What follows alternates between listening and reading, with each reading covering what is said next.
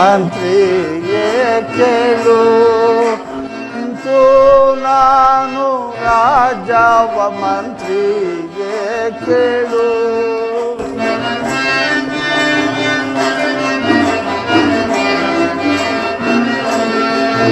ಇಂತೋ ನಾನು ರಾಜವ ಮಂತ್ರಿಗೆ ಕೇಳು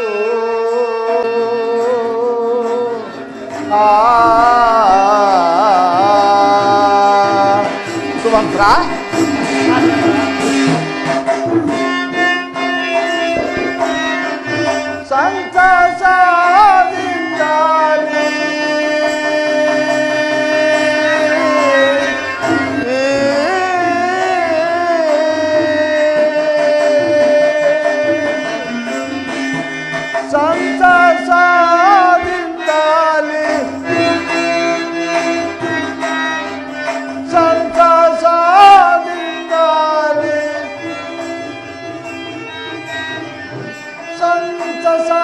ಸಂತಸದಿಂದಲೇ ರಾಮಚಂದ್ರ ರಾಜ ಮಂತ್ರಿಗೆ ಕೇಳು ನಿಂತು ನಾನಿ ರಾಜ ಮಂತ್ರಿಗೆ ಕೇಳು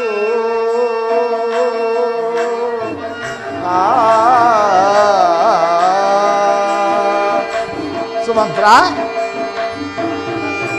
ಕೋಸಲ ದೇಶವ ಸುಕುಮಾರ ಶ್ರೀರಾಮನಿಗೆ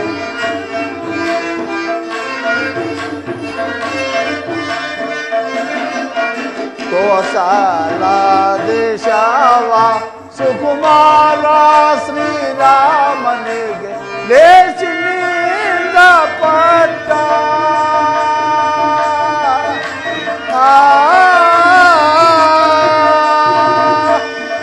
ಸುಮಂತ್ರ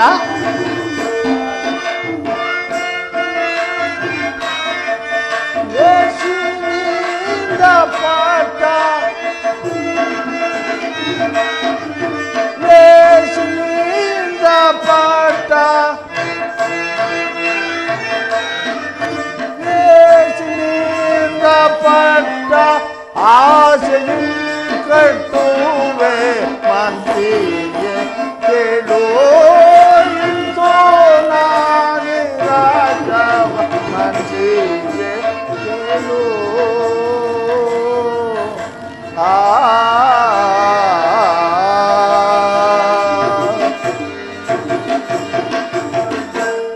ಪರಮ ಪೂಜ್ಯರಾದ ವಸಿಷ್ಠ ಬಲಿಪುಂಗವರೇ, ದಶರಥ ರಾಜೇಂದ್ರ, ಸುಮಂತ್ರಾದಿ ಮಂತ್ರಿವರೇ, ರಾಜೇಂದ್ರ, ನಾನು ಇದುವರೆಗೂ ಈ ಕೋಸಲ ರಾಜ್ಯವನ್ನು 60 ಸಹಸ್ರ ವರ್ಷಗಳ ಕಾಲ ಅವಿಚ್ಛಿನ್ನವಾಗಿ ರಾಜ್ಯಭಾರ ಮಾಡಿ ಸಕಲ ಸುಖ ಸಂತೋಷಗಳನ್ನು ಅನುಭವಿಸಿದ್ದೇನೆ. ಆದರೆ ಜರಾಪೀಡಿತನಾಗಿರುವ ನನಗೆ ನಿನ್ನೆಯ ರಾತ್ರಿ ಒಂದು ದುಸ್ವಪ್ನವಾಯಿತು. ಅದಕ್ಕನುಸಾರವಾಗಿ ನನ್ನ ಜಾತಕದಲ್ಲಿ ಗ್ರಹಗಳ ಸಂಚಾರವು ಪ್ರತಿಕೂಲ ಫಲವನ್ನೇ ಸೂಚಿಸುತ್ತಿರುವುದು. ಈಗಲಾದರೂ ನನ್ನ ಸುಪುತ್ರನಾದ ಶ್ರೀರಾಮಚಂದ್ರನು ವಿದ್ಯಾ ವಿನಯ ಸಂಪನ್ನನಾಗಿಯೂ ವಯೋವಂತನಾಗಿಯೂ ಈ ಕೋಸಲ ರಾಜ್ಯಭಾರವನ್ನು ವಹಿಸಲು ಶಕ್ತನಾಗಿರುವುದು. ಆದ ಕಾರಣ ಜ್ಯೇಷ್ಠನಾದ ಅವನಿಗೆ ಈ ಕೋಸಲ ರಾಜ್ಯದ ಪಟ್ಟವನ್ನು ಲಕ್ಷ್ಮಣ, ಭರತ, ಶತ್ರುಘ್ನರನ್ನು ಆತನಿಗೆ ಸಹಾಯಕರನ್ನಾಗಿ ನೇಮಿಸಿ ಇನ್ನು ಮುಂದೆ ನಾನು ದೈವ ಧ್ಯಾನದಲ್ಲಿ ಕಾಲ ಕಳೆಯುತ್ತಾ ವಿಶ್ರಾಂತಿ ಪಡೆಯಬೇಕೆಂದಿರುವೆನು. ಈ ವಿಷಯದಲ್ಲಿ ನಿಮ್ಮಗಳ ಅಭಿಪ್ರಾಯವೇನು ಗುರುದೇವ? ದಶರಥ ರಾಜೇಂದ್ರ, ಗುರುದೇವ,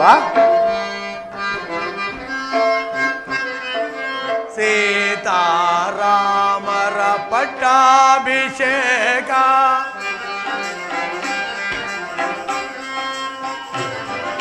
ಸೀತಾರಾಮರ ಪಟ್ಟಾಭಿಷೇಕ ಲೋಕಕ್ಕೆಲ್ಲ ಸಂತಸ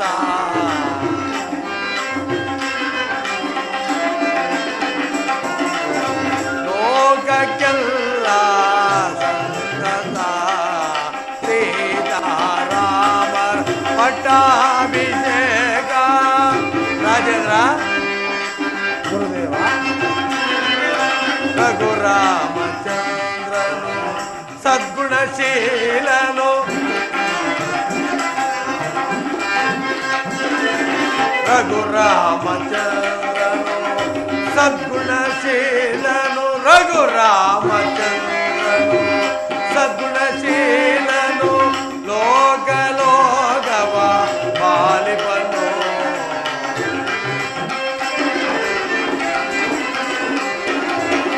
ಲೋಕ ಲೋಕವ ಪಾಲಿಪನು ಸೀತಾರಾಮ ಪಟ್ಟಾಭಿಷೇಕ ಲೋಕಗೆಲ್ಲ ಸಂತಸ ಲೋಕಗೆಲ್ಲ ಸಂತಸ ಲೋಕಗೆಲ್ಲ ಸಂತಸ.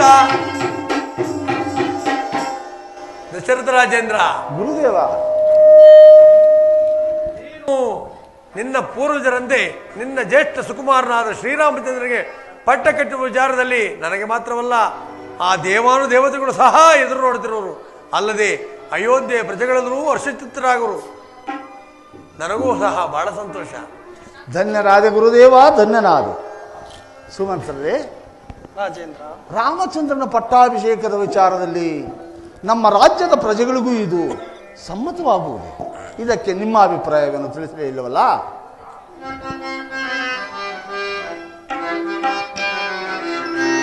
ಕೋಸಲ ದೇಶಕ್ಕೆ ಬಂದಿದೆ ಶುಭರಿ, ದೇವ ಮಾನವರೆಲ್ಲ ಸಂತಸ ಪಡುವಂತ.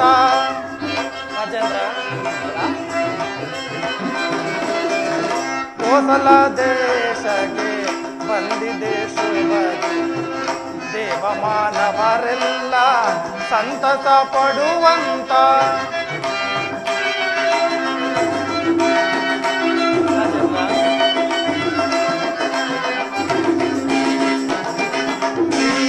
ಶ್ರೀರಾಮಚಂದ್ರನ ಪಟ್ಟಾಭಿಷೇಕಕ್ಕೆ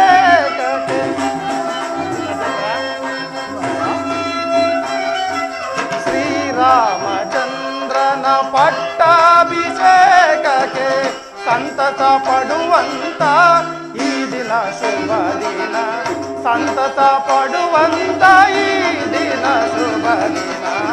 ಕೋಸಲ ದೇಶಕ್ಕೆ ಬಂದಿದೆ ಶುಭ ದಿನ, ದೇವ ಮಾನವರೆಲ್ಲ ಸಂತಸ ಪಡುವಂತ. ಕೋಸಲ ದೇಶಕ್ಕೆ, ಕೋಸಲ ದೇಶಕ್ಕೆ ಬಂದಿದೆ ಶುಭ ದಿನ, ಈ ದಿನ ಶುಭ ದಿನ.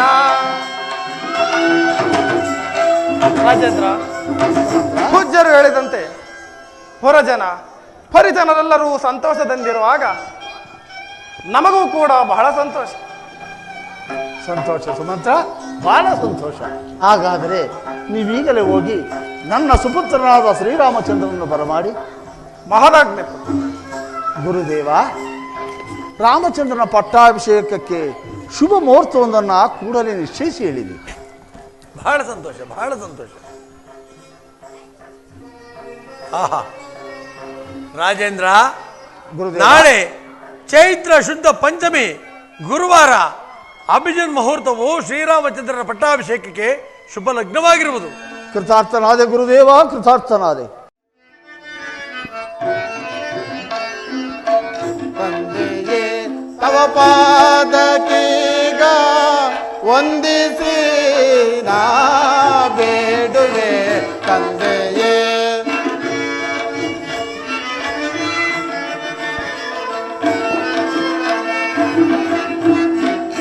ತವ ಪಾದಕೀಗ ವಂದಿಸಿ ನಾ ಬೇಡುವೆ, ತಂದೆಯೇ. ಜನಕ, ತವ ಪಾದಕೀಗ ವಂದಿಸಿ ನಾ ಬೇಡುವೆ, ತಂದೆಯೇ. ಇಂದು ಎನ್ನನ್ನು ಕರೆಸಿದ ಪರಿ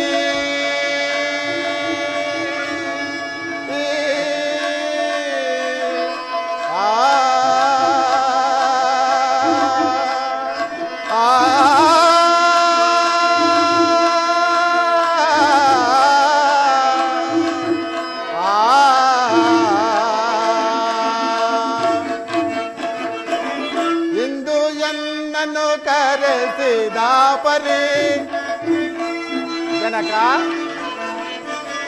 ಇಂದು ಎನ್ನನ್ನು ಕರೆಸಿದ ಪರಿ ಇಂದು ಎನ್ನನ್ನು ಕರೆಸಿದ ಪರಿ ಇಂದು ಎನ್ನನ್ನು ಕರೆಸಿದ ಪರಿ ಇಂದು ಎನ್ನನ್ನು ಕರೆಸಿದ ಪರಿ ಚಂದದಿಂದ ವೇಳೈ ಜನಕನೇ ತಂದೆಯೇ ತವ ಪಾದಕೀಗ ವಂದಿಸಿ ನಾ ಬೇಡುವೆ ತಂದೆಯೇ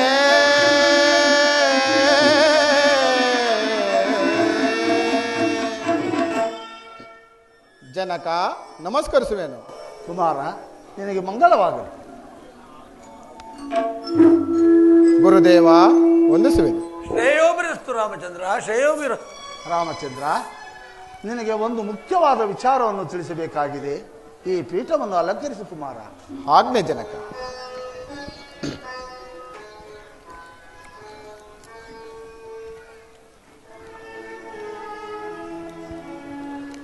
ಜನಕ ಕುಮಾರ, ನನ್ನನ್ನು ಇಷ್ಟೊಂದು ತ್ವರಿತವಾಗಿ ಕರೆಸಿದ ಕಾರಣ? ರಾಮಚಂದ್ರ, ನಿನ್ನನ್ನು ಕರೆಯಿಸಿದ ಕಾರಣವು ಅತಿ ಮಹತ್ತರವಾದದ್ದು.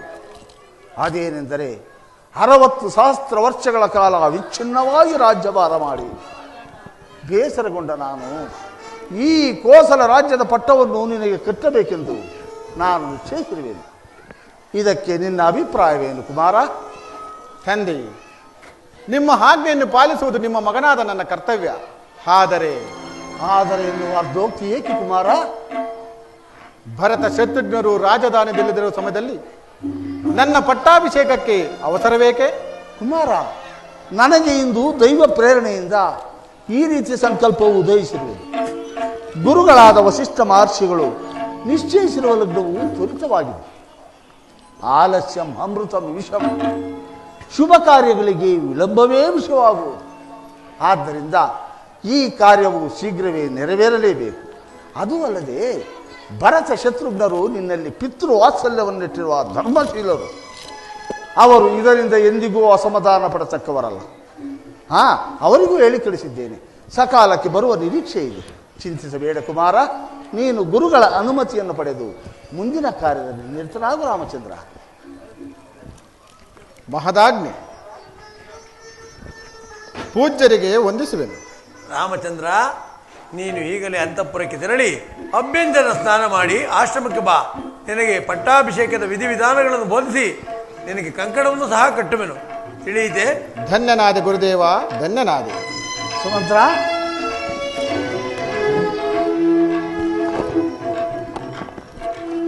ಕೂಡಲೇ ಪಟ್ಟಣವನ್ನು ನಾವು ಪುಷ್ಪ ಮಾಲಿಕೆಗಳಿಂದಲೂ ವಿಧ ವಿಧವಾದ ತಳಿರು ತೋರಣಗಳಿಂದಲೂ ರಾಜಬೀದಿಗಳಲ್ಲಿ ರಂಗೋಲಿಗಳಿಂದಲೂ ಅಲಂಕರಿಸತಕ್ಕದ್ದು. ಅಲ್ಲದೆ ರಾಮಚಂದ್ರನ ಪಟ್ಟಾಭಿಷೇಕದ ಸಮಾಚಾರವನ್ನ ನಮ್ಮ ನಾಡಿನೆಲ್ಲೆಡೆ ಡಂಗೋರದ ಮೂಲಕ ಸಾರಿಸಿಬಿಟ್ಟು ನಾನು ಈಗಲೇ ರಾಣಿವಾಸಕ್ಕೆ ಹೋಗಿ ಕೌಸಲ್ಯ, ಸುಮಿತ್ರಾ, ಕೈಕೇರಿಗೆ ಈ ಸಂತೋಷದ ಸಮಾಚಾರವನ್ನು ತಿಳಿಸಿ ಬರುವುದು. ಆಗಬಹುದು.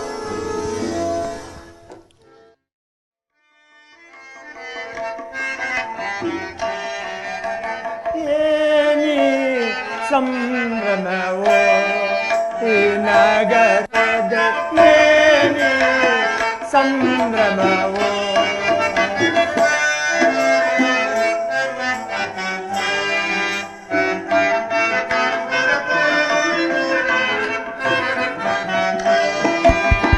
ಏನೇ ಸಂಭ್ರಮವೋ ಈ ನಗರದ ಏನೇ ಸಂಭ್ರಮವೋ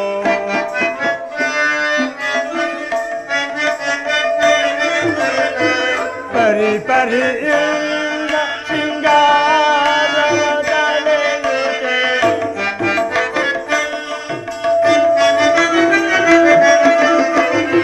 ಪರಿ ಪರಿಯಿಂದ ಶೃಂಗಾರದಳೆಯುತ್ತೆ ಏನಿ ಮನೆಗಳು ಬೆಳಗುತ್ತಿರು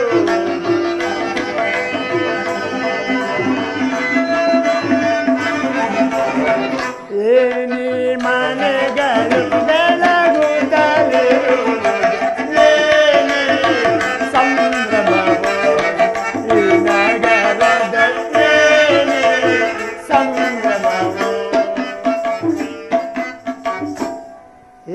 ಆಶ್ಚರ್ಯವಿದು.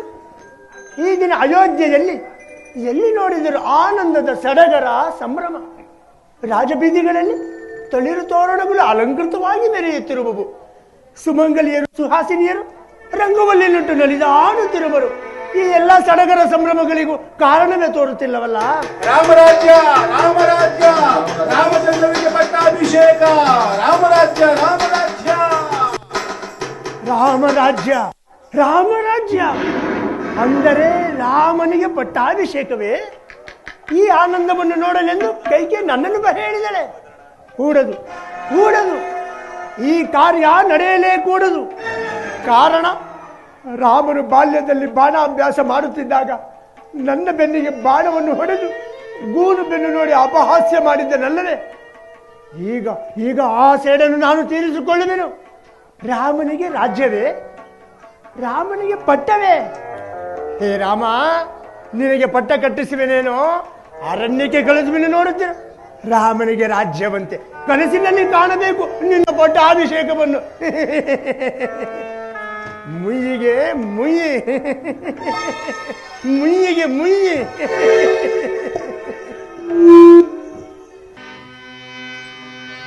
ಓಂ ಭಗವತೆ ನಮಃ. ಆತ್ಮಜನ ಸಂರಕ್ಷಣೆ ಭಕ್ತ ಕೋಟಿ ದೇವಿ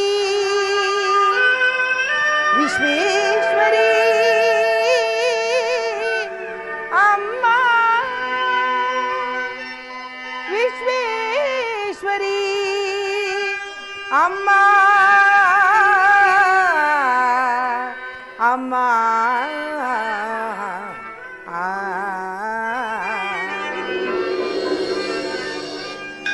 ಧರೆಯಲಿ ನೀನು ಬೆಳಗಿದೆ ಜ್ಯೋತಿ, ಎಲ್ಲೆಡೆ ಹರಡಿದೆ ನಿನ್ನ ವಿಖ್ಯಾತಿ.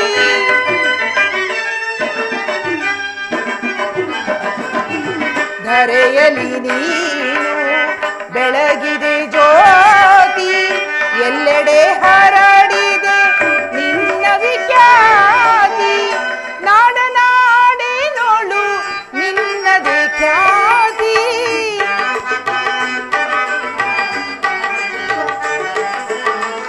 ನಾಡನಾಡಿನೋಳು ನಿನ್ನದೇ ಖ್ಯಾತಿ. ಧರೆಗೆ ಬಂದು ನಮ್ಮ ನೀರು ಸಲಹು, ಧರೆಗೆ ಬಂದು ನಮ್ಮ ನೀರು ಸಲಹು ದೇವಿ ಮಹಾದೇವಿ ಅಮ್ಮ ದೇವಿ ಮಹಾದೇವಿ ಅಮ್ಮ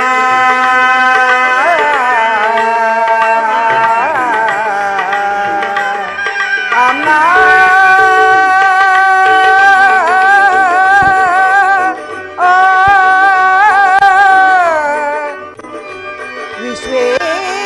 ವಿಶ್ವೇಶ್ವರಿ ಅಮ್ಮ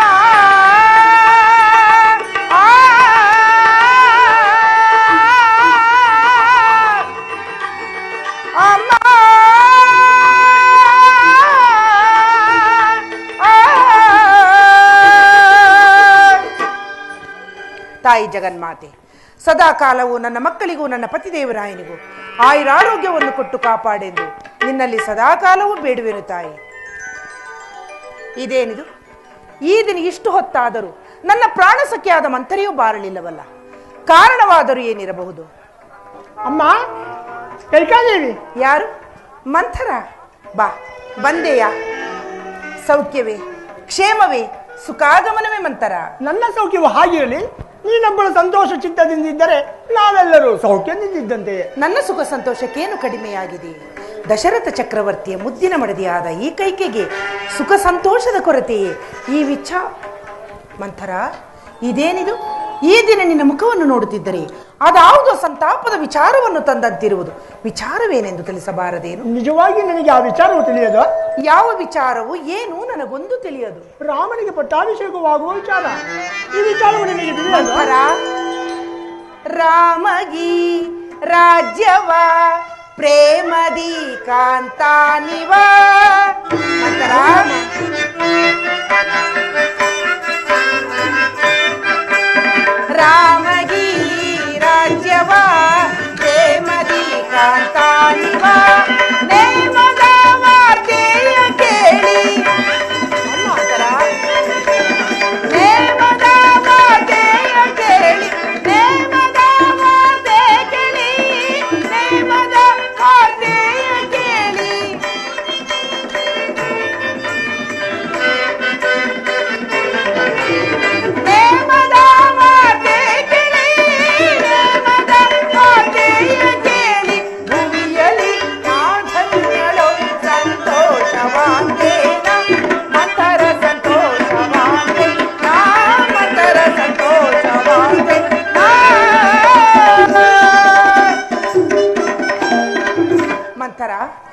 ದಿನ ನನ್ನ ಪ್ರಿಯ ಪುತ್ರನಾದ ಶ್ರೀರಾಮಚಂದ್ರನಿಗೆ ಪಟ್ಟಾಭಿಷೇಕದ ಮಹೋತ್ಸವವೇ. ಎಂತಹ ಶುಭ ಸಮಾಚಾರವನ್ನು ಹೇಳಿರುವೆ. ಈ ಶುಭ ಸಮಾಚಾರವನ್ನು ಹೇಳಿರುವ ನಿನಗೆ ಈ ಕಂಠಿಹಾರವನ್ನು ಉಡುಗೊರೆಯಾಗಿ ಕೊಡುತ್ತಿರುವೆ, ತೆಗೆದುಕೋ. ಇರಲಿ, ಲೋಕದಲ್ಲಿ ಇಂತಹ ಸ್ತ್ರೀ ಇರುವರೆ. ಸರ್ಪದ ಹೆಡೆಯ ನೆರಳಲ್ಲಿ ವಾಸಿಸುವ ಕಪ್ಪೆ ಹಾಗೆ ತನಗೆ ಉಂಟಾಗುವ ಹಾನಿಯನ್ನು ಲೆಕ್ಕಿಸದೆ ದೇವಿ ಇಷ್ಟೊಂದು ಸಂತೋಷ ಪಡುತ್ತಿರುವುದು. ಅಮ್ಮ, ನಿನ್ನನ್ನು ನಾನು ಬಹಳ ವಿವೇಕಿಸ್ತೇನೆಂದು ತಿಳಿದಿದ್ದೆ. ಆದರೆ ಈಗ ನೋಡಿದರೆ ಏನನ್ನೂ ತೋರದವಳ ಹಾಗೆ ಕಾಣುತ್ತಿದೆ. ಮುಂದೊಂದುಗುವ ಹಾನಿಯನ್ನು ಚೆನ್ನಾಗಿ ಅನುಭವಿಸು. ಮಂಥರ, ಈ ದಿನ ನಿನ್ನ ಮಾತುಗಳೇ ವಿಚಿತ್ರವಾಗಿರುವುದಲ್ಲ. ದಶರಥ ಚಕ್ರವರ್ತಿಯ ಮುದ್ದಿನ ಮಡದಿಯಾದ ಈ ಕೈಕೆಗೆ ಮುಂದೊದಗುವ ಹಾನಿಯೇ ಅಂದರೆ ನಿನ್ನ ಮಾತಿನ ಅರ್ಥವೇನೆ ಮಂಥರ?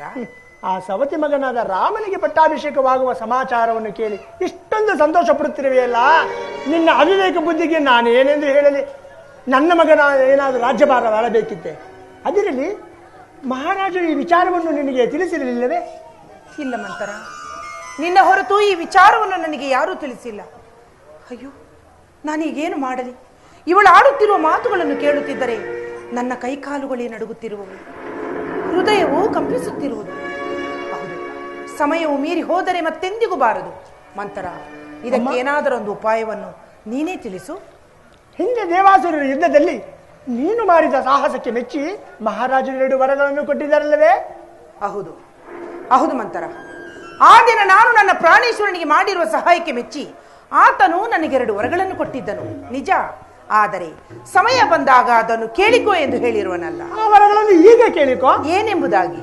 ಮೊದಲನೇ ವರಕ್ಕೆ ರಾಮನಿಗೆ ನಿಶ್ಚಿತವಾಗಿರುವ ಪಟ್ಟಾಭಿಷೇಕವನ್ನು ನಿಲ್ಲಿಸಿ ಈ ಕೋಸಲ ದೇಶದ ಪಟ್ಟಾಭಿಷೇಕವನ್ನು ನಿನ್ನ ಮಗನಾದ ಭರತನಿಗೆ ಪಟ್ಟಾಭಿಷೇಕ ಮಾಡಬೇಕೆಂದು ಕೇಳಿಕೋ.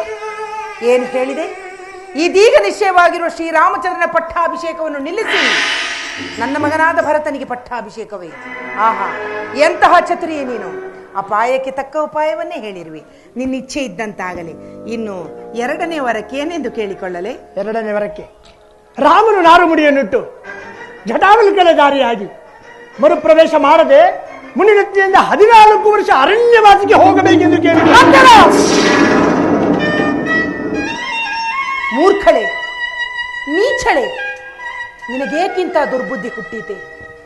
ನನ್ನ ಪ್ರಿಯ ಪುತ್ರನಾದ ರಾಮಚಂದ್ರನನ್ನು ವನವಾಸಕ್ಕೆ ಕಳುಹಿಸು ಎಂದು ಹೇಳಲು ನಿನಗೆ ಮನಸ್ಸಾದರೂ ಹೇಗೆ ಬಂತೆ? ಪಾಪಿ, ನಿನ್ನ ಮುಖವನ್ನು ನನಗೆ ತೋರಿಸಬೇಡ. ಹೊರಟು ಹೋಗು ಇಲ್ಲಿಂದ. ಅಮ್ಮ, ನನ್ನದು ದುರ್ಬುದ್ಧಿಯಲ್ಲ. ನಿನ್ನನ್ನು ಚಿಕ್ಕಂದಿನಿಂದಲೂ ಸಾಕಿ ಸಲಹಿದ ಅಭಿಮಾನದಿಂದ ಈ ರೀತಿ ಹೇಳುತ್ತಿದ್ದೇನೆ. ರಾಮನಿಗೆ ಏನಾದರೂ ಪಟ್ಟಾಭಿಷೇಕವಾದರೆ ಸಮಸ್ತವು ಆತನ ಕೈ ಸೇರುವುದಲ್ಲದೆ ಭರತನು ನೀನು ಅವರಿಗೆ ಸೇವಕರಾಗಿರಬೇಕಮ್ಮ, ಸೇವಕರಾಗಿರಬೇಕು. ಅದೆಲ್ಲ ಸರಿ ಮಂಥರ, ಆದರೆ ರಾಮನನ್ನು ವನವಾಸಕ್ಕೆ ಕಳುಹಿಸುವ ಕಾರಣವಾದರೂ ಏನು? ರಾಮನು ರಾಜ್ಯದಲ್ಲಿದ್ದರೆ ಪ್ರಜೆಗಳು ಭರತನ ಅಧೀನದಲ್ಲಿರುವುದು ಕಷ್ಟ ಸಾಧ್ಯ. ಆದ್ದರಿಂದ ಹೇಗಾದರೂ ಮಾಡಿ ರಾಮನನ್ನು ಕಾಡಿಗೆ ಕಳಿಸಲೇಬೇಕು. ಇದಕ್ಕೆ ನನ್ನ ಪ್ರಾಣೇಶ್ವರನು ಒಪ್ಪುವನೇನೆ? ಅವರಿಗೆ ಒಪ್ಪಿಸುವುದೇ ಅಲ್ಲವೇ ನಮ್ಮ ನಿನ್ನ ಚಾತುರ್ಯ? ಅದು ಹೇಗೆ ಮಂಥರ? ಮಹಾರಾಜರು ಅಂತಃಪುರಕ್ಕೆ ಬರುವ ವೇಳೆಯಲ್ಲಿ ನೀನು ಎಂದಿನಂತೆ ಅಲಂಕೃತವಾಗಿ ಚಂದ್ರಶಾಲೆಯಲ್ಲಿ ಕುಳಿತಿರದೆ ಮೈನಾಂಬರ ಧಾರಣೆಯಾಗಿ ಕ್ರೋಧಾಕಾರದಿಂದ ದುಃಖಿಸುತ್ತ ಆಭರಣಗಳನ್ನು ನೆಲದ ಮೇಲೆ ಚೆಲ್ಲಾಪಿಲ್ಲಿಯಾಗಿ ಹರಡಿ ನೀನು ಹಾಗೆಯೇ ಮಲಗಿರು.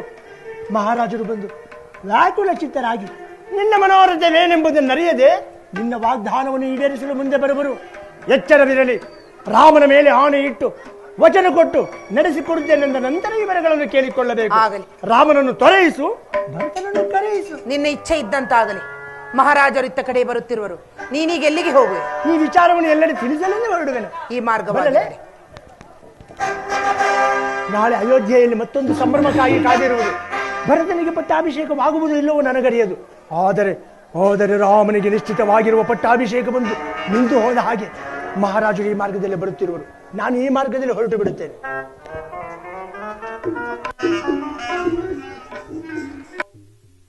ಹೌದು, ಮಂಥರೆ ಮಾತಿನಲ್ಲಿ ಸತ್ಯಾಂಶವಿರುವುದು. ಅಂತೆಯೇ ನನ್ನ ಮಕ್ಕಳನ್ನು ನನ್ನ ತವರೂರಿಗೆ ಕಳುಹಿಸಿ ಇಲ್ಲಿ ಒಳಗಿನೊಳಗೆ ಶ್ರೀರಾಮಚಂದ್ರನ ಪಟ್ಟಾಭಿಷೇಕಕ್ಕೆ ಸಕಲ ಸಿದ್ಧತೆಯನ್ನು ಮಾಡಿರುವುದರ ಮೇಲೆ ಇದರಲ್ಲೇನೋ ಕುತಂತ್ರವೇ ಅಡಗಿರುವುದು. ಬರಲಿ ಬರಲಿ ಮಹಾರಾಜರು, ತಕ್ಕ ಶಾಸ್ತಿಯನ್ನೇ ಮಾಡುತ್ತೇನೆ.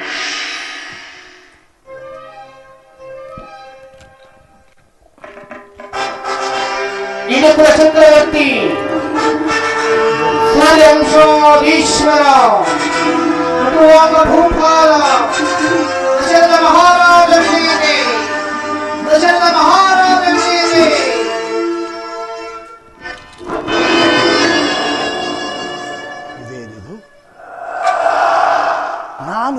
ಅಂತಃಪುರವನ್ನು ಪ್ರವೇಶಿಸಿದೊಡನೆ ಯಾವುದೋ ಅಗೋಚರವಾದ ಶಕ್ತಿಯು ನನ್ನನ್ನು ಹಿಂದಕ್ಕೆ ನೂಕಿದಂತೆ ಭಾಸವಾಗುತ್ತಿರುವುದಲ್ಲ. ನನ್ನ ಹೃದಯವು ಸ್ತಂಭಿತವಾಯಿತೇಕೆ? ಈ ದಿನ ಕೈಕಾಂತಪುರವು ಶೂನ್ಯವಾಗಿರಲು ಕಾರಣವೇನು? ರಾಣಿ ವಾಸದಲ್ಲಿ ನನ್ನ ಪ್ರೇಯಸಿ ಕೈಕೆಯು ಕಾಣುತ್ತಿಲ್ಲವಲ್ಲ. ಕೈಕಾ ಕೈಕಾ ದೇವಿ,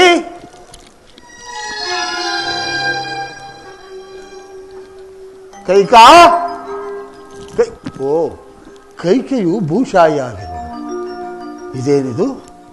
ಎಂದಿನಂತೆ ನಾನು ಬಂದೊಡನೆ ಪ್ರೀತಿ ವಿಶ್ವಾಸಗಳಿಂದ ಆಧರಿಸಿ ಮಂದಾಸನಿಂದ ಬಂದು ಮಧುರೋಕ್ತಿಗಳಿಂದ ಉಪಚರಿಸುತ್ತಿದ್ದ ನನ್ನ ಪ್ರಿಯ ಕೈಕೆಯು ಈ ದಿನ ಚಿಂತಾಮತಿಯಾದಂತೆ ಮೌನದಿಂದ ಮಲಗಿರಲು ಕಾರಣವೇನು?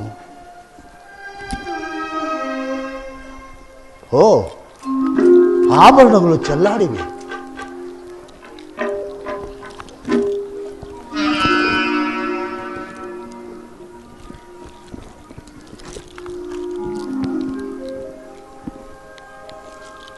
ಮುಖವು ಬಾಡಿರುವುದು,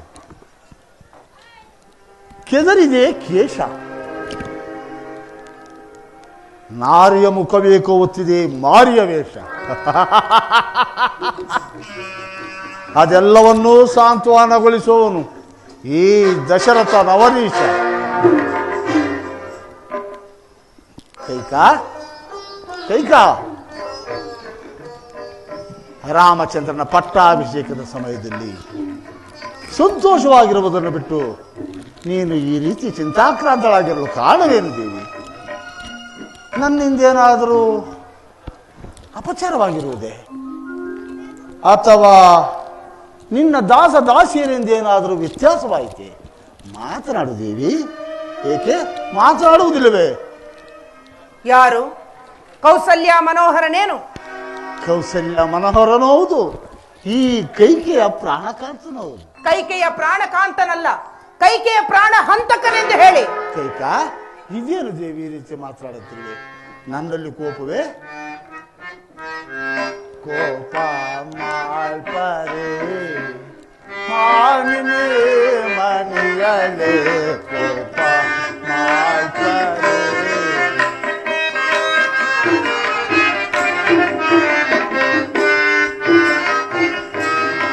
ಮಾನಿನೇ ಮನೆಯಲೇ, ಕೋಪ ಮಾಲ್ಪರೆ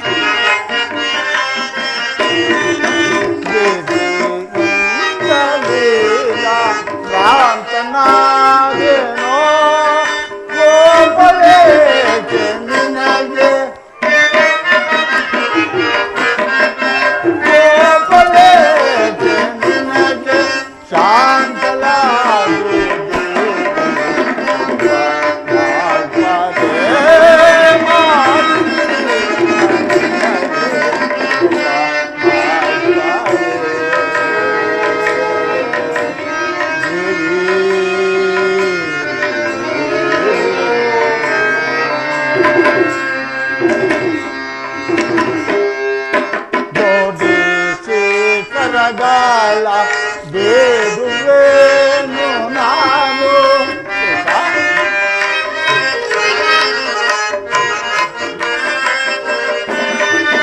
ಜೋಡಿಸಿ ಕರಗಾಲ ಬೇಡುವೆನು ನಾನು, ಮಾಡಲೇ ಅಥವಾ ಮಾಡಲೇ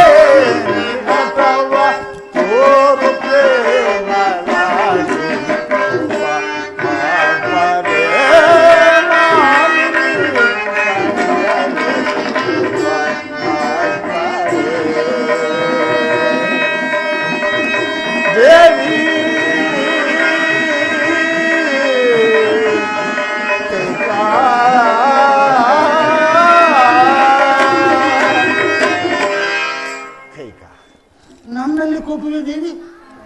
ಏನಾಯ್ತು ಏನಾಯ್ತು ಹೇಳಬಾರದೆ? ಯಾರು ಯಾರು ನಿನಗಿಂತ ಮನೋವ್ಯಾಕುಲವನ್ನುಂಟು ಮಾಡಿದವರು? ಅವರು ಯಾರೇ ಆಗಿರಲಿ ಶಿಕ್ಷಿಸುತ್ತೇನೆ, ಹೇಳು ದೇವಿ. ಒಂದು ವೇಳೆ ಕೋಸಲ ಸಾಮ್ರಾಜ್ಯದ ಚಕ್ರವರ್ತಿಗಳಾದ ತಾವೇ ಆಗಿದ್ದಲ್ಲಿ ನಾನೇ ಶಿಕ್ಷಾರ್ಹನೆ.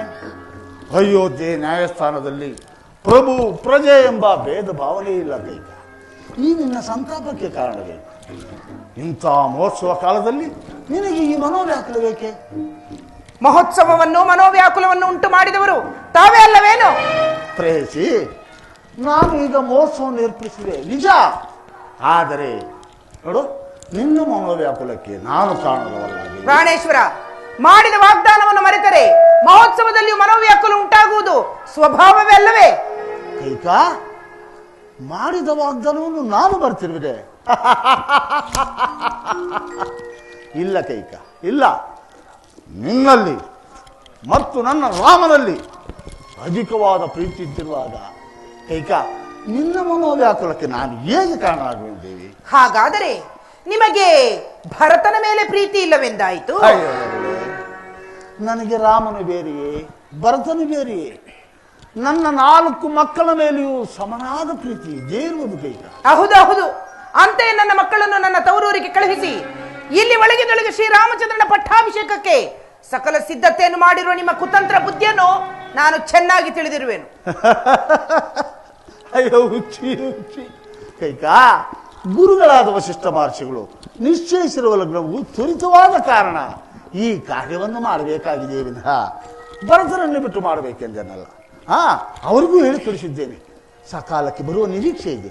ಈ ಅಲ್ಪವಾದ ವಿಚಾರಕ್ಕೆ ನೋಡು ನನ್ನ ಮೇಲೆ ಕೋಪವೇ? ಬಾ ದೇವಿ, ಬಾ ಬಾ ಕೈಕ, ಇಲ್ಲಿ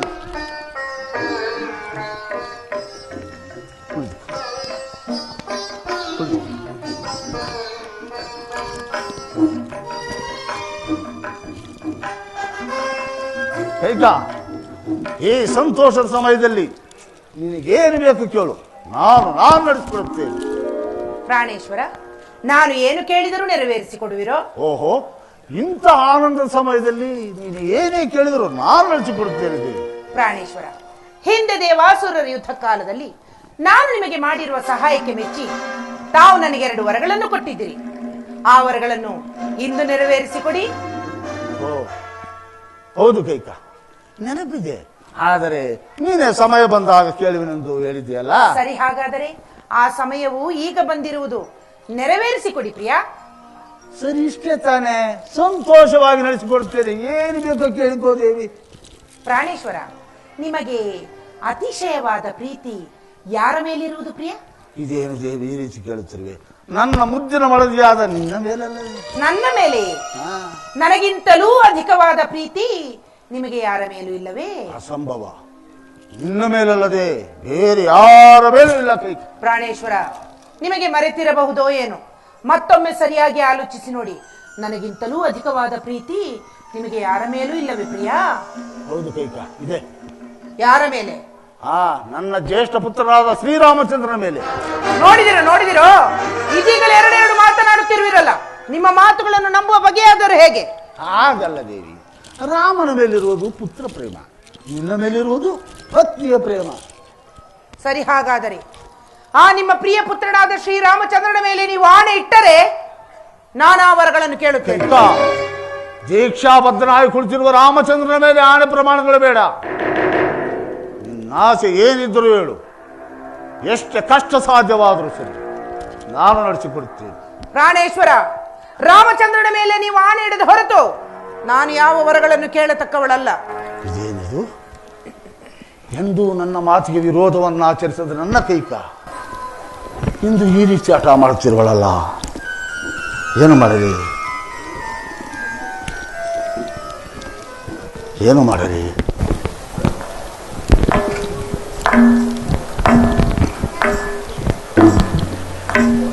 ಕೊಟ್ಟ ಮಾತನ್ನು ನಿಸ್ಸಂದೇಹವಾಗಿ ನಡೆಸುವ ಸತ್ಯಶೀಲನು ಯಾವ ಪ್ರಮಾಣ ಬೇಕಾದರೂ ಮಾಡಿದ. ಆಗಲಿ ಕೈಕ, ನಿನ್ನ ಇಷ್ಟದಂತೆ ಸತ್ಯವಾಗಿ ರಾಮಚಂದ್ರನ ಆಣೆಯಾಗಿ ನಡೆಸಿಕೊಡುತ್ತೇನೆ. ಏನು ಬೇಕು ಕೇಳಿಕೊದ್ದೇನೆ. ಅಬ್ಬಾ, ಈಗ ನನ್ನ ಮನಸ್ಸಿಗೆ ಸಂತೋಷವಾಯಿತು. ಕೇಳಲೆ ಪ್ರಿಯ? ಇನ್ನೂ ಸಂದೇಹವೇ ದೇವಿ, ಅದೇನಂದು ಕೇಳಬಾರ್ದೆ. ಪ್ರಾಣೇಶ್ವರ, ನನ್ನ ಮೊದಲನೆಯ ವರಕ್ಕೆ ಇದೀಗ ನಿಶ್ಚಯವಾಗಿರುವ ಶ್ರೀರಾಮಚಂದ್ರನ ಪಟ್ಟಾಭಿಷೇಕವನ್ನು ತಪ್ಪಿಸಿ ನನ್ನ ಮಗನಾದ ಭರತನಿಗೆ ಪಟ್ಟಾಭಿಷೇಕವಾಗಬೇಕು. ಕೈಕಾ, ಏನು ಹೇಳಿದೆ? ಮತ್ತೊಮ್ಮೆ ಹೇಳು. ಇದೀಗ ನಿಶ್ಚಯವಾಗಿರುವ ಶ್ರೀರಾಮಚಂದ್ರನ ಪಟ್ಟಾಭಿಷೇಕವನ್ನು ತಪ್ಪಿಸಿ ನನ್ನ ಮಗನಾದ ಭರತನಿಗೆ ಪಟ್ಟಾಭಿಷೇಕವಾಗಬೇಕು. ನಮ್ಮ ರಾಮಚಂದ್ರನಿಗೆ ನಿಶ್ಚಯಿಸಿರುವ ಪಟ್ಟಾಭಿಷೇಕವನ್ನು ತಪ್ಪಿಸಿ ಭರತನಿಗೆ ಮಾಡುವುದು? ಹೌದು.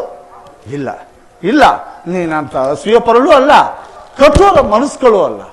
ಕೈಕಾ, ಒಂದು ವೇಳೆ ನನ್ನನ್ನು ಪರೀಕ್ಷಿಸಲು ವಿನೋದಕ್ಕಾಗಿ ತಿಳ್ತಿರ್ವಿ. ಪ್ರಾಣೇಶ್ವರ, ಇದು ಪರೀಕ್ಷೆಯೂ ಅಲ್ಲ, ವಿನೋದವೂ ಅಲ್ಲ. ನನ್ನ ಮನಪೂರ್ವಕ ಇಚ್ಛೆ ನೆರವೇರಿಸಿ ಕೊಡುವಿರೋ ಇಲ್ಲವೋ ಹೇಳಿಬಿಡಿ ಅಷ್ಟೇ. ಕೈಕಾ, ನೀನು ಸಾಮಾನ್ಯ ಪಾಮರ ಸ್ತ್ರೀ ಅಲ್ಲ, ರಾಜಧರ್ಮವನ್ನರಿತ ಕ್ಷತ್ರಿಯ ರಮಣಿ. ಯೌವನದಲ್ಲಿ ಧರ್ಮದಿಂದ ರಾಜ್ಯವನ್ನು ಪಾಲಿಸಿ ವಾರ್ಧಿಕ್ಯದಲ್ಲಿ ಶೂರನಾದ ಜ್ಯೇಷ್ಠ ಪುತ್ರನಿಗೆ ರಾಜ್ಯ ಪಟ್ಟವನ್ನು ಕಟ್ಟುವುದು ನಮ್ಮ ವಂಶಕ್ರಮಗತವಾದ ಧರ್ಮವು. ರಾಮಚಂದ್ರನು ನಮ್ಮ ಜ್ಯೇಷ್ಠ ಪುತ್ರನು, ಸಕಲ ಸದ್ಗುಣ ಸಂಪನ್ನನು, ರಾಜಧರ್ಮ ನಿಪುಣನು. ಹೀಗಿರುವಲ್ಲಿ ಅವನಿಗೆ ಪಟ್ಟ ಕಟ್ಟುವುದನ್ನು ಬಿಟ್ಟು ನಾನು ಭರತನಿಗೆ ರಾಜ್ಯಾಭಿಷೇಕವನ್ನು ಮಾಡಿದರೆ ದಶರಥನು ಕಿರಿಯ ಹೆಂಡತಿಯ ಮೇಲಿನ ಮೋಹದಿಂದ ಅಂಧನಾಗಿ ಕುಲ ಧರ್ಮವನ್ನು ಅತಿಕ್ರಮಿಸಿ ಜ್ಯೇಷ್ಠ ಪುತ್ರರನ್ನು ವಂಚಿಸಿ ಕನಿಷ್ಠರಾದ ಭರತನಿಗೆ ಪಟ್ಟ ಕಟ್ಟಿದನೆಂಬ ಅಪಕೀರ್ತಿ ಬರುವುದಿಲ್ಲವೇ? ಬರಲಿ ಬಿಡಿ. ನನ್ನ ಅಪಕೀರ್ತಿ ನಿನ್ನದಲ್ಲವೇ? ಆಗಲಿ ಬಿಡಿ. ಬೇಡ ಕೈಕಾ, ಬೇಡ. ಇದು ನ್ಯಾಯವಲ್ಲ. ಬೇರೆ ಯಾವ ವರವನ್ನಾದ್ರೂ ಕೇಳುದೇವಿ. ಇದೀಗ ಕೊಟ್ಟ ಮಾತನ್ನು ನೆರವೇರಿಸಿಕೊಡದ ನಿಮ್ಮಲ್ಲಿ ನಾನು ಬೇರೆ ವರಗಳನ್ನು ಕೇಳಬೇಕೆ? ಅದೆಂದಿಗೂ ಸಾಧ್ಯವಿಲ್ಲ. ನನಗೆ ಕೊಟ್ಟ ಮಾತನ್ನು ನೆರವೇರಿಸಿ ಕೊಡುವಿರೋ ಇಲ್ಲವೋ ಹೇಳಿಬಿಡಿ ಅಷ್ಟೇ. ಅಯ್ಯೋ ಅಯ್ಯೋ, ನಾನು ಇವಳಿಗೆ ಮಾತು ಕೊಟ್ಟು ಕೆಟ್ಟೆ. ಇವಳು ಮಹಾಚಂಡಿಯು. ಕೈಕಾ ಕೈಕಾ, ಇನ್ನು ನಿನ್ನ ಎರಡನೇ ವರ. ಇನ್ನು ನನ್ನ ಎರಡನೇ ವರಕ್ಕೆ ಶ್ರೀರಾಮಚಂದ್ರನು ನಾರುಮಡಿಗಳನ್ನಿಟ್ಟು ಜಟಾವಲ್ಕಲಧಾರಿಯಾಗಿ ಮುನಿವೃತ್ತಿಯಿಂದ ಪುರಪ್ರವೇಶವಿಲ್ಲದೆ 14 ವರ್ಷಗಳ ಕಾಲ ವನವಾಸಕ್ಕೆ ಹೋಗಬೇಕು. ಯಾರು ಮಾತನಾಡುತ್ತಿರುವುದು? ಕೈಕೆಯೇ ಅಲ್ಲವೇ? ಈ ದಶರಥನ ಧರ್ಮಪತ್ನಿ ಅನುಮಾನವೇ? ಅಲ್ಲ ಅಲ್ಲ, ಅವಳಂತೆ ವೇಷ ಧರಿಸಿಕೊಂಡು ಬಂದಿರುವ ಯಾವುದೋ ಭೂತವೆಂದು ಪ್ರಾಣೇಶ್ವರ, ಶ್ರೀರಾಮಚಂದ್ರನನ್ನು ಅಷ್ಟೊಂದು ಪ್ರೀತಿಸುತ್ತಿದ್ದ ನನ್ನ ಕೈಕಾ ಇಂದು ಅವನಿಗೆ ವನವಾಸವನ್ನು ಯಾಚಿಸುವಳೆಂದರೆ ಸೂರ್ಯ ಚಂದ್ರನು ತಮ್ಮ ತಮ್ಮ ಗತಿಗಳನ್ನು ಬದಲಿಸಿದಂತೆ. ಕೈಕಾ ಕೈಕಾ, ಚಿತ್ತಭ್ರಮಣೆಯಿಂದ ಪಿತ್ತ ವಿಕಾರವಾಗಿ ಮನಸ್ಸು ದಿಕ್ಕೆಟ್ಟು ಸ್ಥಳಪಲ್ಲಟವಾಗಿ ಈ ದಿನ ಮಾತನಾಡುತ್ತಿರುವೆ. ಎಲ್ಲಿದ್ದೇವೆ ಈ ಪಾಠವನ್ನು ಹೇಳು ಕೈಕಾ. ಪ್ರಾಣೇಶ್ವರ, ನನಗೆ ಚಿತ್ತ ಭ್ರಮಣೆಯೂ ಆಗಿಲ್ಲ, ಪಿತ್ತ ವಿಕಾರವೂ ಆಗಿಲ್ಲ. ನಾನು ಯಾವ ಪಾರ್ಶ್ವದಲ್ಲಿ ನಿಂತು ಹೇಳಿದರೂ ಅಷ್ಟೇ, ರಾಮನ ವನವಾಸಕ್ಕೆ ಹೋಗಲೇಬೇಕು, ಭರತನಿಗೆ ಪಟ್ಟಾಭಿಷೇಕವಾಗಲೇಬೇಕು.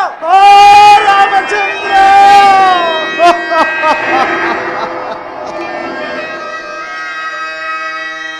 ಪರಸಿಡಿಲು ಬಳಿದಿಹುದ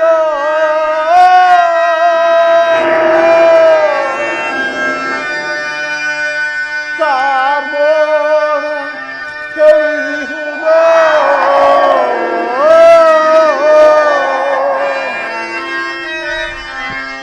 ಮರದಿಯ ಮಾತಿಗೆ ಮಣಿದು ಮಸಣ ಸೇರುವಂತಾಯ್ತೇ.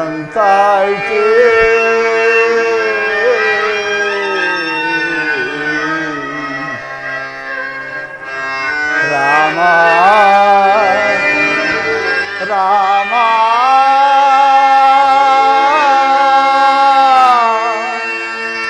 ರಾಘವ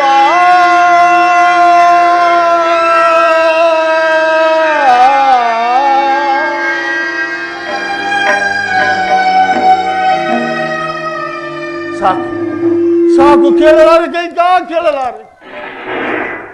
ರಾಮನನ್ನು ವನವಾಸಕ್ಕೆ ಹೋಗು ಎಂದು ಹೇಳಲು ನಿನಗೆ ಮನಸ್ಸಾದರೂ ಹೇಗೆ ಬಂದು ದೇವಿ? ಕೋಮಲ ಹೃದಯನಾದ ರಾಮನಿಗೆ ಈ ವಿಷಯವು ತಿಳಿದರೆ ಎಷ್ಟೊಂದು ನೊಂದುಕೊಳ್ಳುವನು. ನೊಂದುಕೊಳ್ಳಲಿ ಬಿಡಿ. ರಾಮನು ವನವಾಸಕ್ಕೆ ಹೋದರೆ ನನ್ನ ಪಂಚ ಪ್ರಾಣಗಳು ಆರಿ ಹೋಗು. ಆಗ ನೀನು ವಿಧವೆಯಾಗಿ ಜನರ ನಿಂದನೆಗೆ ಗುರಿಯಾಗಬೇಕೈಕ. ಬೇಡ, ನನ್ನ ಮಾತನ್ನು ಕೇಳು ಕೈಕ. ಪ್ರಾಣೇಶ್ವರ, ನೀವು ಯಾವ ಮಾತನ್ನು ಹೇಳಿದ್ರು ನಾನು ಕೇಳತಕ್ಕವಳಲ್ಲ. ರಾಮನ ಮೇಲೆ ನಿನಗೇಕೆ ಈ ಹಠ ಛಲ?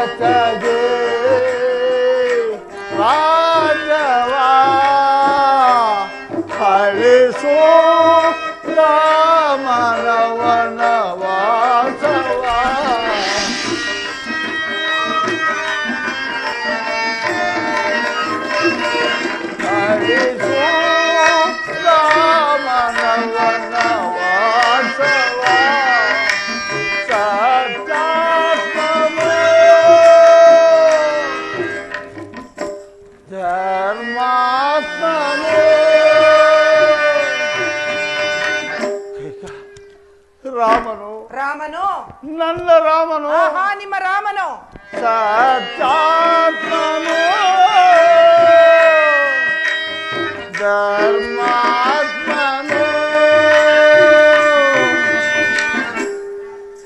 ಸುಗುಣಾದಿ ರಾಮನು, ಚಲವೋ ರಾಮನೊಳು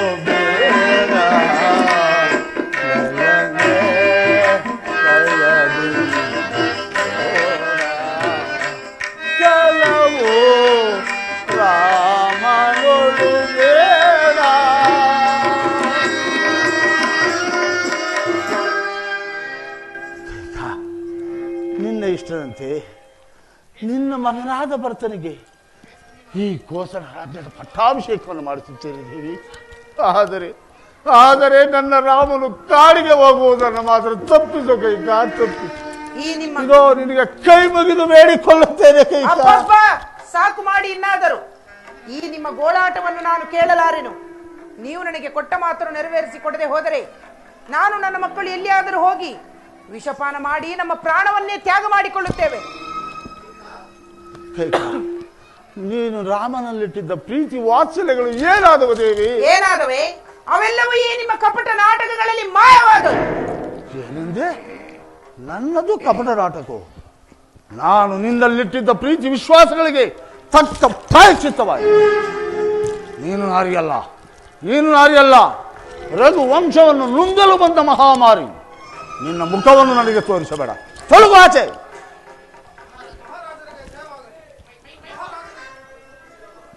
ಮಹಾರಾಜರಿಗೆ ಜಯವಾಗಲಿ. ರಾಜೇಂದ್ರ, ರಾಮಚಂದ್ರನ ಪಟ್ಟಾಭಿಷೇಕಕ್ಕೆ ಸಕಲವು ಸಿದ್ಧವಾಗಿರುವುದು. ಪೂಜ್ಯ ಗುರುಗಳು ತಮ್ಮ ಆಗಮವನ್ನೇ ನಿರೀಕ್ಷಿಸುತ್ತಿರುವರು. ಸುಮಂತ್ರ, ಮಹಾರಾಜರು ಅದೇ ಯೋಚನೆಯಲ್ಲಿರುವರು. ನೀನೀಗಲೇ ಹೋಗಿ ಶ್ರೀರಾಮಚಂದ್ರನನ್ನು ಇಲ್ಲಿಗೆ ಬರಮಾಡು. ಬೇಡ ಕೈಕ, ಬೇಡ. ರಾಮಚಂದ್ರನು ಮಾತ್ರ ಇಲ್ಲಿಗೆ ಬರಮಾಡಬೇಡ ದೇವಿ, ನಿನಗೆ ಕೈ ಮುಗಿದು ಬೇಡಿಕೊಳ್ಳುತ್ತೇನೆ. ಈ ನಿಮ್ಮ ಗೋಳಾಟವನ್ನು ನಾನು ಕೇಳಲಾರೆನು. ಪ್ರಾಣೇಶ್ವರ, ನೀವು ನನಗೆ ಕೊಟ್ಟ ಮಾತನ್ನು ನೆರವೇರಿಸಿಕೊಡಲೇಬೇಕು. ಇಲ್ಲವಾದರೆ ಕೊಟ್ಟ ಮಾತನ್ನು ತಪ್ಪಿದೆನೆಂದು ಹೇಳಿಬಿಡಿ. ಕುಲಘಾತಕ್ಕೆ, ಘೋರಪಾತಕ್ಕೆ ಏತಕ್ಕಿಂತ ಕಠೋರ ಮನಸ್ಕಳಾಗಿ ಇಂಥ ದುರಾಲೋಚನೆ ಮಾಡುತ್ತಿರುವ ರಾಕ್ಷಸಿ. ಪ್ರಾಣೇಶ್ವರ, ದುರಾಲೋಚನೆಯನ್ನು ಮಾಡುತ್ತಿರುವವರು ನೀವು, ದೂರಾಲೋಚನೆಯನ್ನು ಮಾಡುತ್ತಿರುವವಳು ನಾನು. ನನ್ನ ಮಾತಿನಂತೆ ನಾನು ಕೇಳಿದ ವರವನ್ನು ನೆರವೇರಿಸಿ ಕೊಡುವಿರೋ ಇಲ್ಲವೋ ಹೇಳಿಬಿಡಿ ಅಷ್ಟೇ. ಏಕೆಂತ ಚಂಡಿಯಾಟವನ್ನು ಹಿಡಿದಿರುವ ದೇವಿ? ನನ್ನ ಸಕಲ ರಾಜ್ಯ ಕೋಶ ವೈಭವಗಳನ್ನೆಲ್ಲವನ್ನು ಸಂತೋಷದಿಂದ ನಿನಗೆ ಬಿಟ್ಟು ಕೊಡುತ್ತೇನೆ ದೇವಿ. ಆದರೆ ನನ್ನ ಪ್ರಾಣಪ್ರಾಯನಾದ ರಾಮಚಂದ್ರನು ಮಾತ್ರ ಬಿಟ್ಟಿರಲಾರೆ ಕೈಕ, ಬಿಟ್ಟಿರಲಾರೆ. ಈದಿದ ಬಯಕೆಯನ್ನು, ನನ್ನನ್ನು, ನನ್ನ ರಾಮನನ್ನು ಕಾಪಾಡು ದೇವಿ. ನಿನ್ನ ಮಗನಾದ ಭರತನು ಸತ್ಯಶೀಲನು, ಈ ನಿನ್ನ ಇಷ್ಟವನ್ನು ಅನುಮೋದಿಸಲಾರದು. ಅದು ಅಲ್ಲದೆ ಈ ಲೋಕವೇ ಇದಕ್ಕೆ ಒಪ್ಪಲಾರದು ದೇವಿ. ಚೆನ್ನಾಗಿ ಆಲೋಚಿಸು ಕೈಕ. ಸಾಕು, ನಿಲ್ಲಿಸಿ. ಈ ನಿಮ್ಮ ಧೂರ್ತ ವಿನಿಯೋಕ್ತಿಗಳಿಗೆ ಮರಳಾಗಲು ನಾನೇನು ಬೆಪ್ಪಳಲ್ಲ. ತಾವೇ ಅಲ್ಲವೇ ಸೂರ್ಯವಂಶದ ಸತ್ಯ ಧ್ವಜವನ್ನು ಎತ್ತಿ ಮೆರೆಯಿಸಿದ ಮಹಾನುಭಾವರು. ಶಿವಿ ಚಕ್ರವರ್ತಿಯು ತಿರಿಯ ಜಂತು ಆದ ಒಂದು ಪಾರಿವಾಳವನ್ನು ರಕ್ಷಿಸಲು ತನ್ನ ಶರೀರದ ಮಾಂಸವನ್ನೇ ಕತ್ತರಿಸಿಕೊಡಲಿಲ್ಲವೇ? ಇನ್ನು ಹರಿಶ್ಚಂದ್ರ ಮಹಾರಾಜರು ತನ್ನ ರಾಜ್ಯ ಕೋಶಾದಿ ಸರ್ವಸ್ವವನ್ನು ದಾನಗೈದಿದ್ದು ಅಲ್ಲದೆ, ಪತ್ನಿ ಪುತ್ರರನ್ನು ಇನ್ನೊಬ್ಬರಿಗೆ ಮಾರಿದ್ದು ಅಲ್ಲದೆ, ಕೊನೆಗೆ ತನ್ನ ಶರೀರವನ್ನು ಚಂಡಾಲನಿಗೆ ಮಾರಿಕೊಳ್ಳಲಿಲ್ಲವೇ? ಅಂತಹ ಶ್ರೇಷ್ಠ ಮುಕುಟಮಣಿಗಳ ಸಾಲಿನಲ್ಲಿ ಜನಿಸಿದ ತಾವು ಇಂದು ನನಗೆ ಕೊಟ್ಟ ಮಾತನ್ನು ನೆರವೇರಿಸಿಕೊಡಲಾಗುವುದಿಲ್ಲವೆಂದು ಹೇಳುತ್ತಿರುವಿರಲ್ಲ. ಈಗಲಾದರೂ ಏನಾಗಿರುವುದು? ಕೊಟ್ಟ ಮಾತನ್ನು ತಪ್ಪಿದೆನೆಂದು ಹೇಳಿಬಿಡಿ. ಶಿಬಿ ಹರಿಶ್ಚಂದ್ರಾದಿಗಳು ಧರ್ಮ ಪಾಲನೆಗಾಗಿ ಅನೇಕ ಕಷ್ಟಗಳನ್ನು ಅನುಭವಿಸಿದರು. ನಾನು ಸಹ ಜ್ಯೇಷ್ಠ ಪುತ್ರನಿಗೆ ರಾಜ್ಯಾಭಿಷೇಕವನ್ನು ಮಾಡಬೇಕೆಂಬ ನಮ್ಮ ಕುಲಧರ್ಮವನ್ನು ಪಾಲಿಸಲು ನಿನ್ನಲ್ಲಿ ಇಷ್ಟು ವಿಧವಾಗಿ ನಾನು ಬೇಡಿಕೊಂಡೆ. ಆದರೆ ನೀನು ನನ್ನನ್ನು ವಂಚಿಸಿ ವಾಗ್ದಾನವನ್ನು ಪಡೆದು ಧರ್ಮ ಸಂಕಟಕ್ಕೆ ಸಿಕ್ಕಿಸಿರುವ ಪರಮ ವಂಚಕಿಯು ನೀನು. ನನ್ನ ಭಾಗದ ಮಾರಿಯು, ಪ್ರತ್ಯಕ್ಷ ಮೃತ್ಯು ದೇವತೆಯು, ಧರ್ಮ ಅಧರ್ಮಗಳ ವಿವೇಚನೆ ಇಲ್ಲದ ನರ ರಾಕ್ಷಸಿಯು, ನಿರ್ದಯಲಾದ ಕೈಕೆ. ನಿನಗೆ ನಾನು ಮಾತು ಕೊಟ್ಟು ಕೆಟ್ಟದ್ದು. ನನ್ನ ಜೀವರತ್ವವೆಂದು ನಿನ್ನನ್ನು ಪ್ರೀತಿಸಿದ್ದಕ್ಕೆ ನನಗೆ ಪ್ರಳಯಾಜ್ಞೆ ಖಂಡವಾಗಿ ಪರಿಣಮಿಸಿ ನನ್ನ ಸುಖ ಸಂತೋಷಗಳನ್ನು ಸುಟ್ಟು ಬಿಟ್ಟೆ. ವಂಶದ ಕೀರ್ತಿಯ ಮೇಲೆ ಗೌರವವಿಲ್ಲ, ಇಲ್ಲ. ಲೋಕಾಭಿರಾಮನೆನಿಸಿದ ಪುತ್ರನ ಮೇಲೆ ಪ್ರೇಮವಿಲ್ಲ, ಇಲ್ಲ. ಭಾಗ್ಯಲಕ್ಷ್ಮಿ ಅಂತಿರುವ ಸೊಸೆಯ ಮೇಲೆ ಅಭಿಮಾನವಿಲ್ಲ, ಇಲ್ಲವೇ ಇಲ್ಲ. ವೃದ್ಧನಾಗಿ ದುಃಖದಿಂದ ಮರಣೋನ್ಮುಖನಾಗಿರುವ ಪತಿಯ ಪ್ರಾಣವನ್ನು ಉಳಿಸುವ ಇಚ್ಛೆಯೂ ನಿನಗಿಲ್ಲ. ಕೈಕ, ಮುನಿಯಾರವೆಂದು ನಾನು ಧರಿಸಿದೆ, ಆದರೆ ಪಡಿಯಾಗಿ ಕಟ್ಟಿದೆಯಲ್ಲೇ ಪಾಪಿ, ಪಡಿಯಾಗಿ ಕಟ್ಟಿದೆಯಲ್ಲೇ.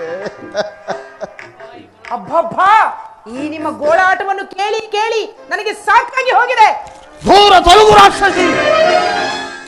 ನನ್ನ ಅವಯವಗಳು ವಯೋ ಧರ್ಮವನ್ನು ಮರೆತು ಮೇರೆ ಮೀರಿ ಹೋಗುತ್ತಿವೆ. ವಾಸ್ತವವು ಶಾಸ್ತ್ರದ ಕಡೆಗೆ ನುಗ್ಗುತ್ತಿವೆ. ರಘುವಂಶ ಕುಲಘಾತಿಯಾದ ನಿನ್ನನ್ನು ಕ್ಷಣ ಮಾತ್ರವೂ ಈ ಭೂಮಿಯ ಮೇಲೆ ಇರುಕೊಡಲಾಗ. ಈ ಅಯೋಧ್ಯೆಯಲ್ಲಿರುವ ಪುಣ್ಯಶೀಲೆಯರೆಲ್ಲರಿಗೂ ನಿನ್ನ ದುರ್ಬುದ್ಧಿಯೇ ಬರುವುದು. ಆದ್ದರಿಂದ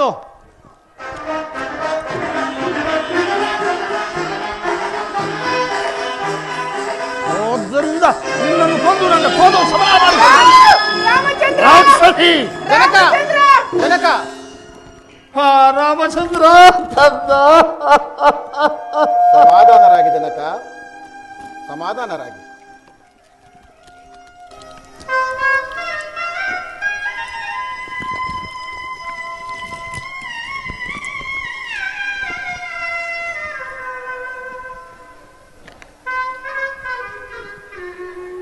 ಅಮ್ಮ, ಈ ದಿನ ಜನಕನ ರೀತಿಯು ಬೇರೆಯಾಗಿರಲು ಕಾರಣವೇನು ತಾಯಿ? ರಾಮಚಂದ್ರ, ನಿಮ್ಮ ತಂದೆಯವರು ಕೊಟ್ಟ ಮಾತನ್ನು ನೆರವೇರಿಸಿಕೊಡಲಾರದೆ ಪಡುತ್ತಿರುವ ವ್ಯಥೆ ಇದು. ಅಸಂಭವ, ಅಸಂಭವ. ಸೂರ್ಯ ವಂಶದ ಹರಸರು ಆಡಿದ ಮಾತಿಗೆ ತಪ್ಪುವರೇನಮ್ಮ? ಅದಾವ ನಿನ್ನ ಮನದ ಅಭಿಷ್ಟವನ್ನು ಈಡೇರಿಸಲಾರದೆ ನನ್ನ ತಂದೆ ಹೀಗೆ ವ್ಯಥಪಡುತ್ತಿದ್ದಾನೆ. ಹೇಳು ತಾಯಿ, ಅದನ್ನು ನಾನು ನಡೆಸಿಕೊಡ್ತೇನೆ. ಓಹೋ, ಇಷ್ಟು ಹೊತ್ತು ನಿನ್ನ ತಂದೆಯ ಪರೀಕ್ಷೆ ಆಯಿತು, ಈಗ ಮಗನ ಪರೀಕ್ಷೆಯೋ? ರಾಮಚಂದ್ರ, ನಿನಗೇಕೆ ಬೇಕು ಬಿಡು. ಅಮ್ಮ, ಎಂದು ನೀನು ನನ್ನಲ್ಲಿ ಈ ರೀತಿ ಅನುಮಾನ ಪಟ್ಟವಳಲ್ಲ, ಹಿಂದೇಕು ಕಾಣೆ. ಹೇಳು ತಾಯಿ, ಹೇಳು ತಾಯಿ, ನಿನ್ನ ಮನದ ಅಭಿಷ್ಟವನ್ನ ಭಗವಾನ್ ಭಾಸ್ಕರನ ಆಣೆಗೂ ನಡೆಸಿಕೊಡ್ತೇನೆ. ಹಾಗಾದರೆ ಕೇಳು. ಹಿಂದೆ ದೇವಾಸುರರ ಯುದ್ಧ ಕಾಲದಲ್ಲಿ ನಾನು ನಿಮ್ಮ ತಂದೆಯವರಿಗೆ ಮಾಡಿರುವ ಸಹಾಯಕ್ಕೆ ಮೆಚ್ಚಿ ನಿಮ್ಮ ತಂದೆಯವರು ನನಗೆ 2 ವರಗಳನ್ನು ಕೊಟ್ಟಿದ್ದರು. ಆ ವರಗಳನ್ನು ನಾನು ಕೇಳಿಕೊಂಡೆನು. ಏನೆಂಬುದಾಗಿ ತಾಯಿ? ನನ್ನ ಮೊದಲನೆಯ ವರಕ್ಕೆ ಇದೀಗ ನಿನಗೆ ನಿಶ್ಚಯವಾಗಿರುವ ಪಟ್ಟಾಭಿಷೇಕವನ್ನು ನಿಲ್ಲಿಸಿ ನನ್ನ ಮಗನಾದ ಭರತನಿಗೆ ಪಟ್ಟಾಭಿಷೇಕವಾಗಬೇಕು. ಅಮ್ಮ, ಈ ಅಲ್ಪ ವಿಚಾರಕ್ಕೆ ನನ್ನ ತಂದೆ ಇಷ್ಟೊಂದು ವ್ಯಥಪಡಬೇಕೆ? ಭರತನಾರು ನಾನಾರು? ನಮ್ಮಿಬ್ಬರಲ್ಲಿ ಯಾರಾಳಿದರೆ ನಮ್ಮ ಈ ನೆಲವನ್ನ? ಮುನ್ನ ಶತಕೋಟಿ ರಾಯರಾಳಿದ ನೆಲವನ್ನ ನಮ್ಮ ಹಿಂದಿನವರಂತೆ ನಾವು ಒಂದು ದಿನ ಬಿಟ್ಟು ಹೋಗಲೇಬೇಕು. ಹಾಗಲಮ್ಮ, ಹಾಗಲಿ.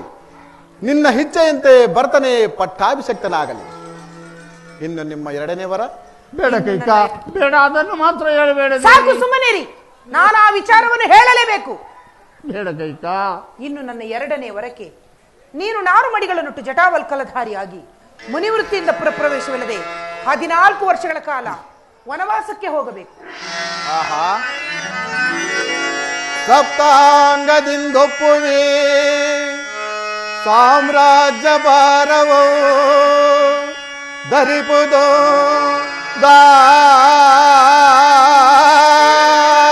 ದಾಟಿಸಿದ ಮಾತೆ ನೀನು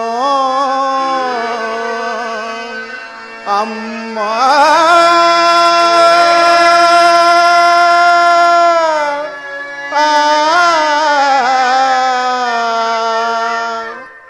ಅಮ್ಮ,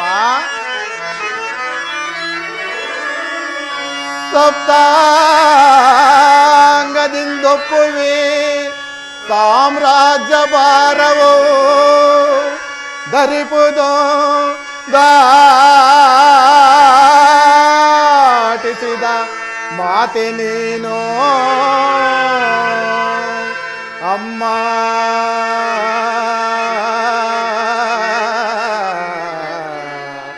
ಅಮ್ಮ,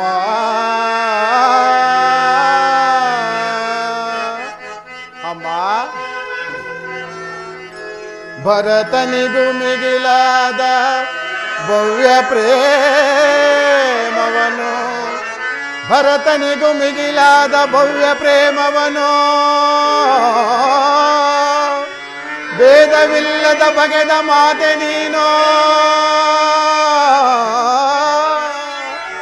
ಅಮ್ಮ.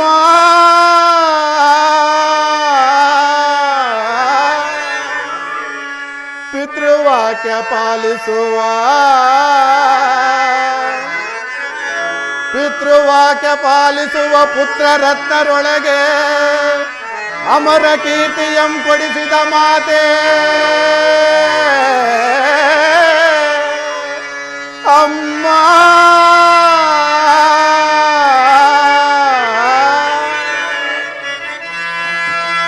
ವನವಾಸನ ಪದಿಂದ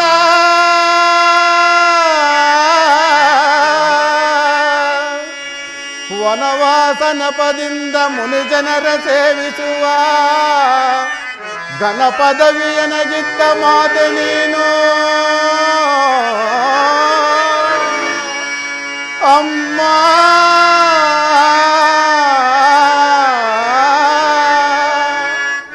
ಎಚ್ಚೇನು ನೀ ನನಗೆ ಪ್ರತ್ಯಕ್ಷ ಮಾತೆ,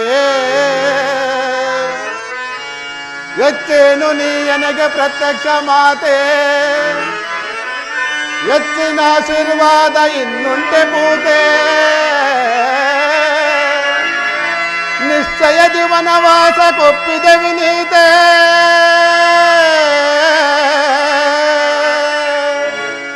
ಎಚ್ಚರಿಸು ಪಿತನನ್ನ ನಮಿಪಿ ಹೋದ್ವೆನು ಅಮ್ಮ.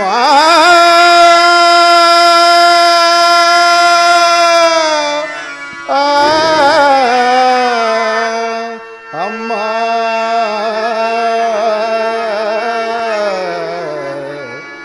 ಅಮ್ಮ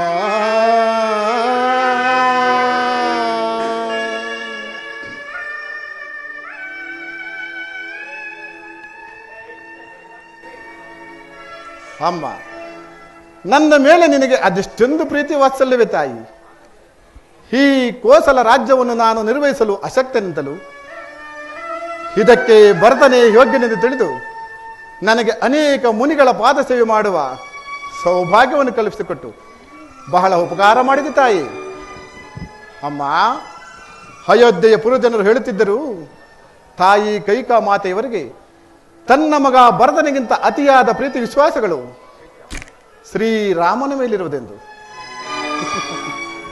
ಅದು ಹಿಂದೆ ಸ್ಥಿರಪಟ್ಟಿತು ತಾಯಿ.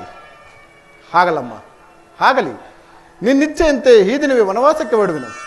ಈ ವಿಚಾರವನ್ನ ಜನನಿಗೂ ಜಾನಕಿಗೂ ತಿಳಿಸಿ ಬರುತ್ತೇನೆ. ಅಮ್ಮ, ಇನ್ನು ಮುಂದೆ ತಂದೆಯವರ ರಕ್ಷಣಾ ಭಾರವು ನಿಮ್ಮನ್ನೇ ಹೊಂದಿರುವುದು ತಾಯಿ.